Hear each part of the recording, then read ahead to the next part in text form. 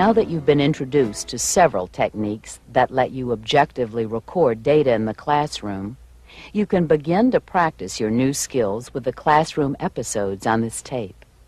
Each episode can be used to practice several techniques.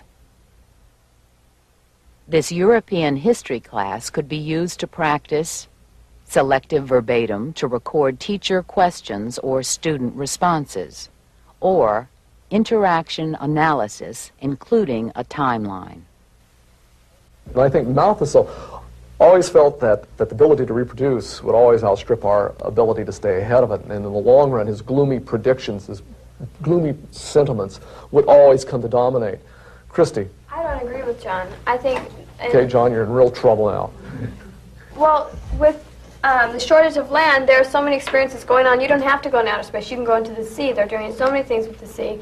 They're doing so many things right now with the third world countries right now. There's a lot of introduction to birth control for all those countries for them to learn more. That's always being introduced. You know, they have the Peace Corps, you have the United Nations, all that stuff. I think that it's not going to happen that way, that they'll be able to find ways to stop the rapid production in these lower countries. Okay. The unbounded optimist, the person of the 18th century, the Enlightenment individual sitting next to the gloomy...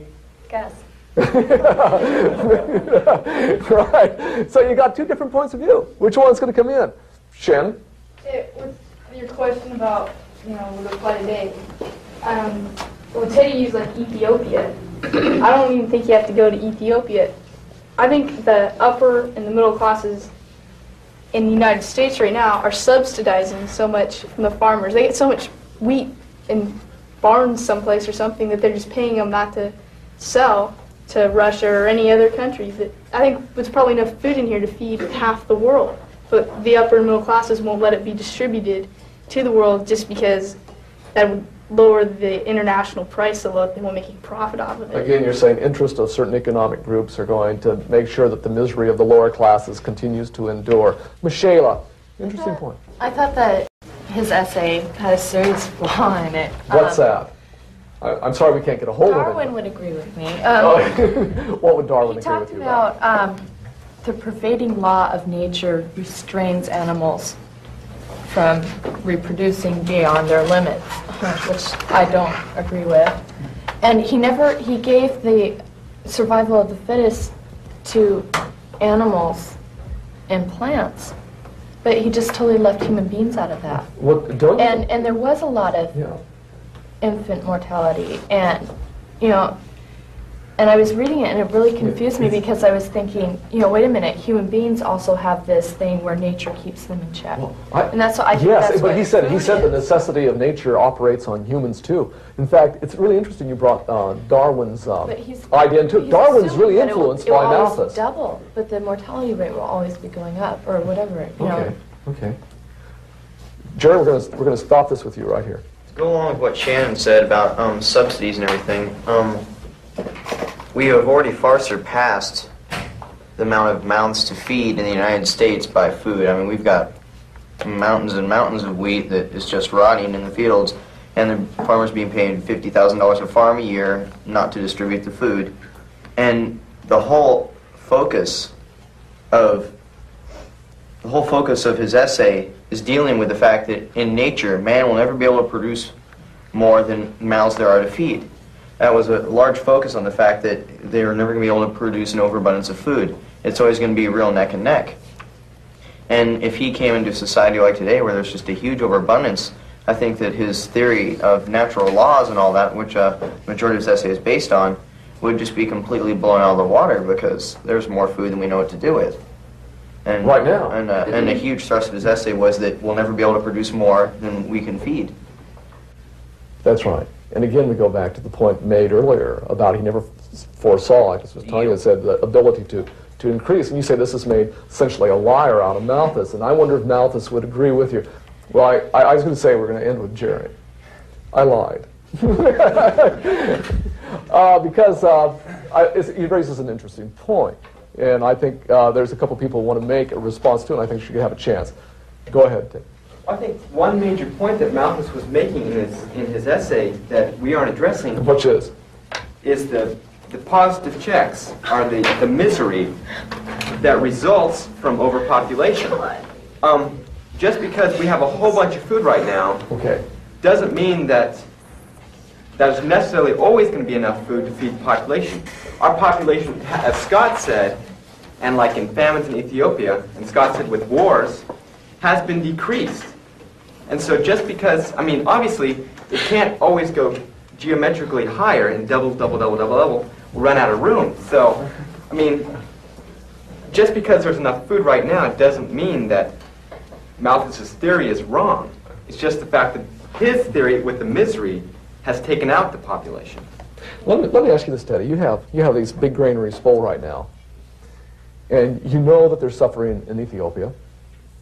Is the humane thing, in your opinion, to empty these granaries and send the food over there so those people can survive? Or is the humane thing to let, as Malthus would say, the necessity of nature operate in positive checks on the population? We let you be the Solomon in this situation. What are you going to do with these full granaries? Are you going to let them stay full here in this country? Or are you going to give them to these people who are starving and maybe allow them to increase their population? What is the answer of Solomon in this situation? Well, obviously the humane thing to do. To protect yourself. The only thing, you can do with the right mind would be to give them the food. But, I mean, there must be other practical reasons for keeping them. I mean, I'm not aware of them because I'm not an economist or a farmer or anything like that. But I'm sure just modest. There are reasons, for keeping it. There's the survival of the fittest. You got to watch out for yourself. Cover your own back. So, maybe, with Malthus's theory, by the people dying off in Ethiopia, that's control of population. That's a misery. That's a positive check. Which may be necessary to keep the people in the land together. Because that's the point you're trying to make. Yeah. Are you comfortable with that? Not comfortable, are you? Because I noticed even Teddy was going, well, that's the humane thing to do is, and I'm a humanitarian. That's one of the questions. One of the questions I was looking through a book was Malthus a humanitarian? And you look at that and you say, that's an interesting question. Maybe sometimes not giving food to your starving neighbor, you could argue almost wasn't humanitarian. Wayne. I just want to say, because people keep attributing decline in population to war. They keep saying war causes decline in population, but it's the fact that in almost every major war throughout all civilized history and beyond, that population has had a dramatic increase after war. And people keep using war. Well, we've had these world wars that have caused decreases, but that is not true. Our population will almost always increase after war.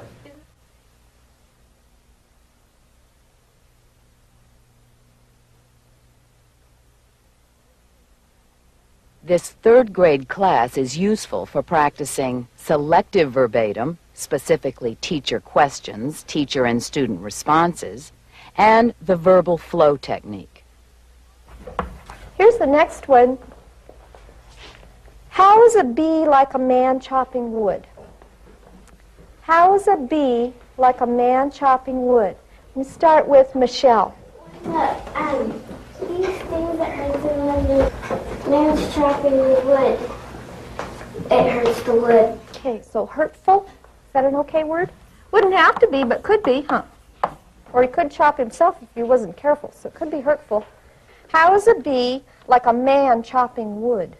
Melody? Busy. Say it again. Busy. Busy. Right, I think you remember me saying something about a busy bee. Busy as a bee. Stuart? Real loud. When the bee stings, and when it gets kind of sore, it kind of hurts and it's sore. And when the man gets done chopping, it's sore. Okay, I'll give you a different one. This is the one you liked anyway. How is Toys R Us store at Christmas time like a bulldozer? Okay, that's a good one, isn't it? Start with Travis. Noisy. Say it again. Noisy. Thank you. Aaron? They're all getting something there. They're all getting something there. How's that? Toys and the bulldozer's getting dirt. Okay, so they're getting something. Blake, let's see what you say. Crowded. They're both crowded. How is a bulldozer crowded? Well, All the dirt is crowded around on the ground and on the wheels and all over the truck. How is Toys R Us crowded? There's a whole bunch of people and boys and all different kinds of things for us all in one building. Thank you. I have a different question for you. You wait till I get the whole question out before you're ready to answer me? Let's see. Oh. How is a toad's skin like an after-dinner mint? How is a toad's skin like an after-dinner mint? Tim? Slimy. They're both slimy. When is a mint slimy? Like, when it's wet? Okay. Like from your mouth? All right, thank you. Dad? Green. Green? Okay. What is a mint green? It's green on the inside because that's where the mint is. Okay, thank you. Imagine that you're a baby deer. You're with your mother. You're in a little hollowed out place in the woods. I think they might call it a glen, but I'm not sure. And how are you feeling there?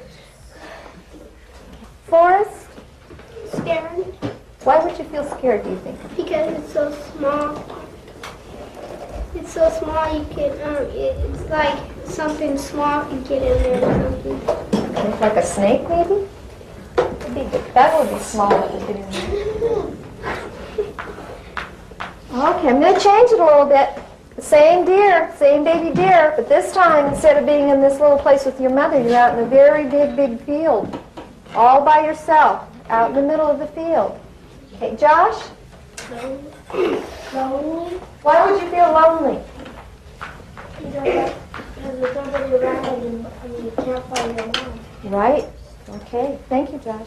Michelle? Lost. Why would the baby deer feel lost?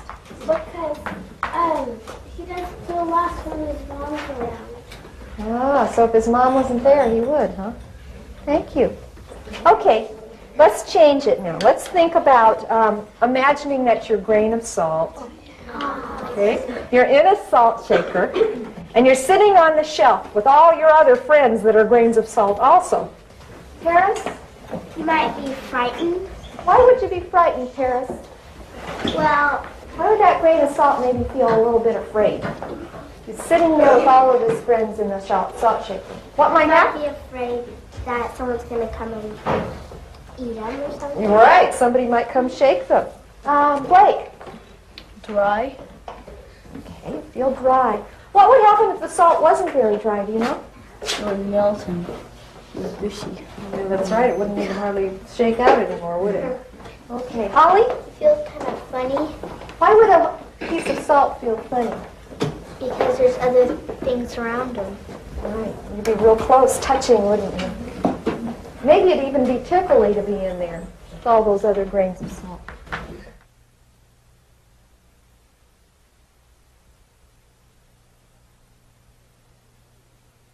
This middle school writing class is ideal for practicing the at task and selective verbatim techniques, focusing on teacher talk with individual students.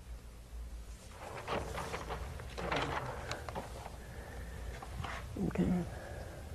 You're going to want to think sort of like what made your food is, okay? Maybe as you write it and stuff? In your thing. Do you have an idea for what's going to happen when you fall asleep? No, I'm just going to Okay. figure it out when I start writing. Okay. Are we going to, if we get done with these pretty quick, should we just start on these? Yeah, if you get done with those quickly, yeah, just go ahead and start on your stories because it's mainly the stories we're working on. What? Do you need a new pencil? Okay, you can go back and sharpen it. It's up on the pencil sharpener. Stick it in there, Paul.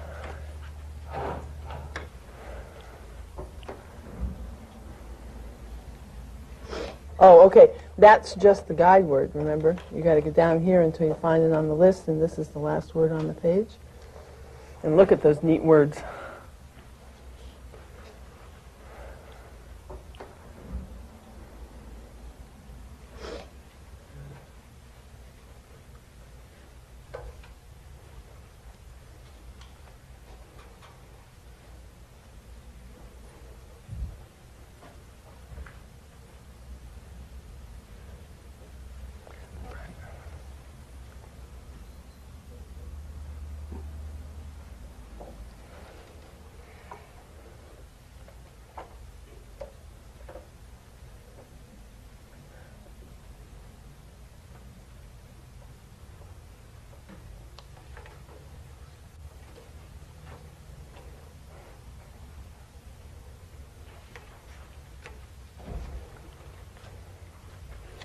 Are you ready to go? Oh, no, you still have some other stuff to do in your outline, don't you?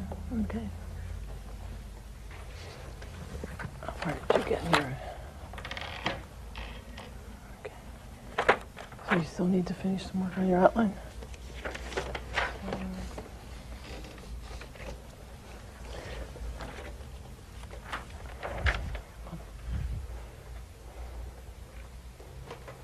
Okay. Oh, some good words there. Real good words. Hmm? Did you finish your cards? What did I tell you to do with the green and the yellow cards? Put stuff on the That's how you're supposed to start. You started on your story. Okay, I need for you to stop and go back and do this for me, okay? Okay. Hopefully, when you write your story, you'll be able to use some of these words. We're doing murky and mysterious and scream. Yellow on the adjectives, murky and mysterious on the yellow.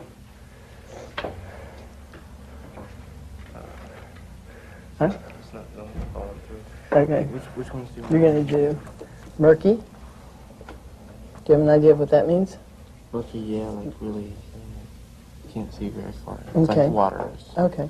And mysterious, and I want you to look these up in the thesaurus, like we did yesterday. And you want to scream. Okay, and I want you to write down other words that mean the same thing. But and on this one, we're going to do what? Can you tell me? Well, You said it. Yeah, scream is on this one. That's the verb. Yeah, I just gave you 3 this morning. Okay. And you're going to keep those cards, Sean. Okay.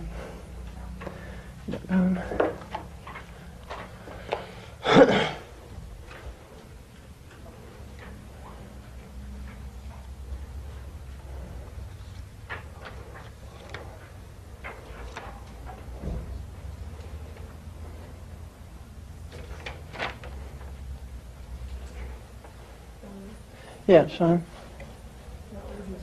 Oh, Stephanie. Oh, everybody's I'm going to shy. start writing this. Okay, can I look at this? Yeah, that was the end.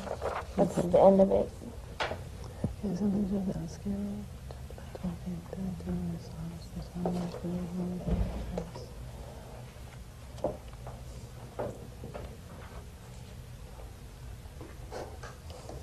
Now, why would a haunted house have a fridge in it? You given some thought to that? It was all furnished That worked? inside. Yeah. Oh, it was all furnished inside. Did we say that earlier in the story? No. Okay.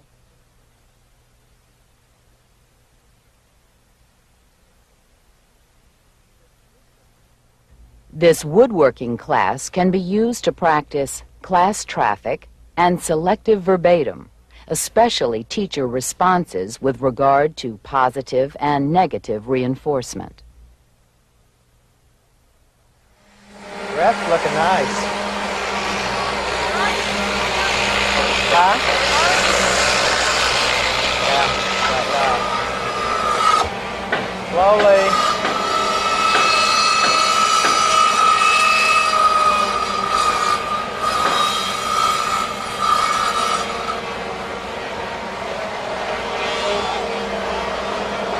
Whose is this?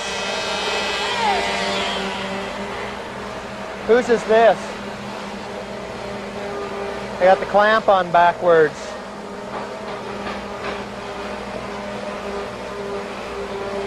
Good grief. Is that yours? Yeah. You got enough glue, didn't you? You also had the clamp on. You're going to have to get the glue off the clamp. You clamp this way and that doesn't help. It's got to go this way. Squeeze those together, but you want to get that glue off those jaws.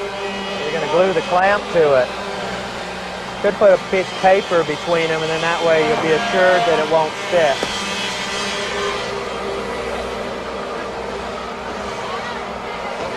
You ever get all that glue out of there?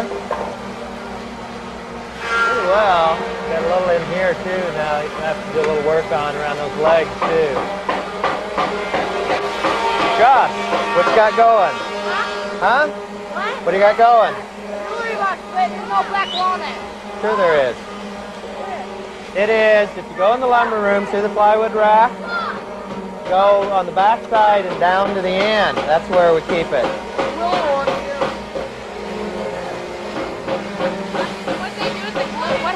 glue? There was a bottle right here. 1 and 160.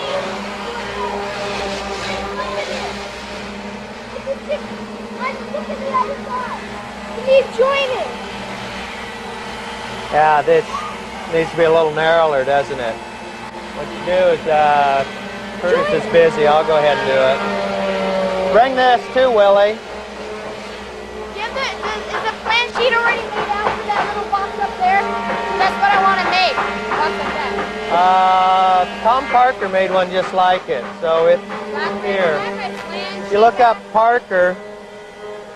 Is the plan sheet like this already made out? Is there anywhere do I have to make it? There, I give him back to him, so he's probably thrown it away, and now he's done. Now, into the mortar and out. You're going to have to hammer it back out.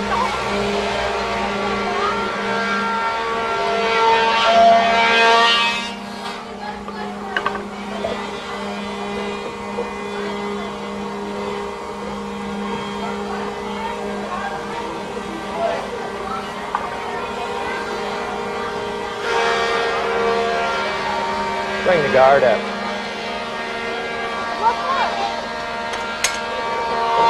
My fingers.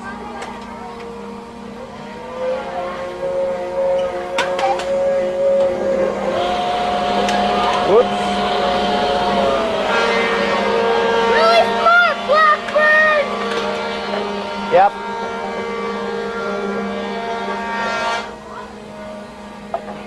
You wouldn't want to ruin my project. Why not? There you go.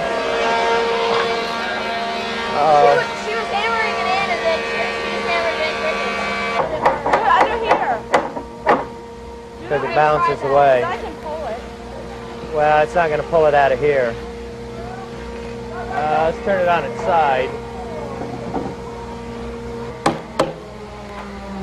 Then later we can go by and set them all. Once you get them all nailed together, punch them below the surface, and then put putty over them so you don't see any of them. I'm going to have a lot of nails to do that with.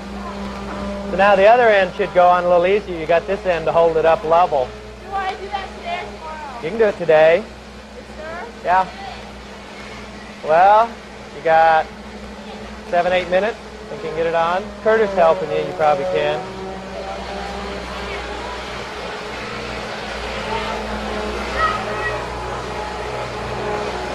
Okay.